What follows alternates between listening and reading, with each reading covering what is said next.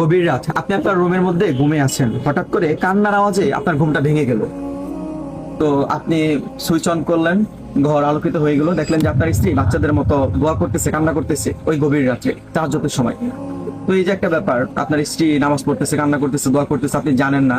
হয়তো ওই মেয়েটা কিছুক্ষণ পর ফজরের ওয়াক্ত হতো, সে ফজরের নামাজ পড়ে আবার সে তার মতো কাজ করতে থাকলো, বাট আপনি জানতেও পারেন নাই যে আপনার স্ত্রী তাহাজ্জুদের সময় উঠছে, দোয়া করছে, কান্না করছে, আপনার জন্য দোয়া করছে, আপনার সংসারের জন্য দোয়া করছে, আপনার যে সমস্যা সেই সমস্যাগুলোর জন্য দোয়া করছে আল্লাহর কাছে। আপনি জানতেনও না। একটা ভালো স্ত্রী, দিনদার স্ত্রী, খোদাবের স্ত্রী পাওয়ার অনেকগুলো ভালো দিক আছে। লাইক একটা মেয়ে ভাবেন, মানে ওই মেয়েটা সে নামাজ পড়ে আপনার জন্য দোয়া করতেছে, ওই মেয়েটা আপনার সংসারের জন্য দোয়া করতেছে, ওই মেয়েটা একটা নেককার সন্তানের জন্য দোয়া করতেছে।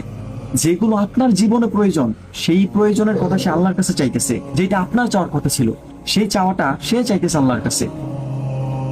Just এইটা তখন হবে যখন একটা দিনদার স্ত্রী পাবেন, খোদাবের স্ত্রীকে পাবেন। এখন এইরকম একটা মানুষ আপনার জীবনে আইসা পড়বে এমনি এমনি, এটা তো হবে না, তাই না? যে আপনি দোয়া করতেছেন না, আপনি ভালো না, আপনি নিজে খারাপ কিছু করতেছেন, নামাজ পড়তেছেন না, পাপ করতেছেন, নেশা করতেছেন, আপনি আজে বাজে কাজ করতেছেন, এখন আপনি একটা দিনদার স্ত্রী, এরকম একটা ভালো স্ত্রী পেয়ে যাবেন, এটা তো কখনোই সম্ভব না। বাট এইটা সম্ভব না হইলেও আপনি খারাপ থাকা অবস্থায় এরকম একটা স্ত্রী চাইবেন, এটা প্রত্যেকেই চায়। ও ভালো না, বাট ও চায় যে তার জীবনে ভালো কেউ আসুক। ও নামাজ পড়ে না, বাট ওই চায় যে ওর জীবনে নামাজি কেউ আসুক। ও কোরআন পড়তে পারে না, বাট ওই চায় যে ওর জীবনে এরকম একটা মেয়ে আসুক যে সুন্দর করে কোরআন তেলাওয়াত করতে পারে। বাট এটা সম্ভব।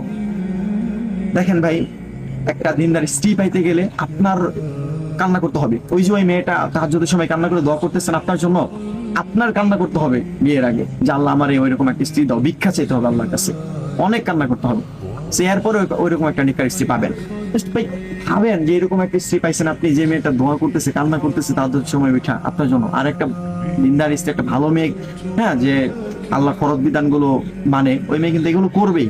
সো একটা মেয়ে আপনার জন্য কান্না করে দোয়া করতেছে, আপনার চাওয়া সে চেয়ে দিচ্ছে আল্লাহর কাছে, আপনার সমস্যার কথা সে আল্লাহর কাছে বলতেছে, আর কি লাগে দুনিয়াতে ভাই?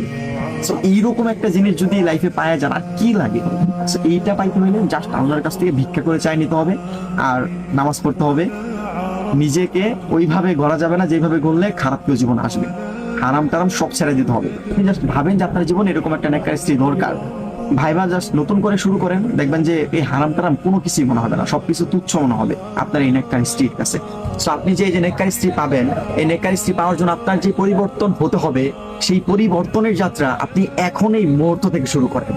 এখন এই মুহূর্ত থেকে আপনার পরিবর্তনের যাত্রা এখান থেকেই শুরু করেন।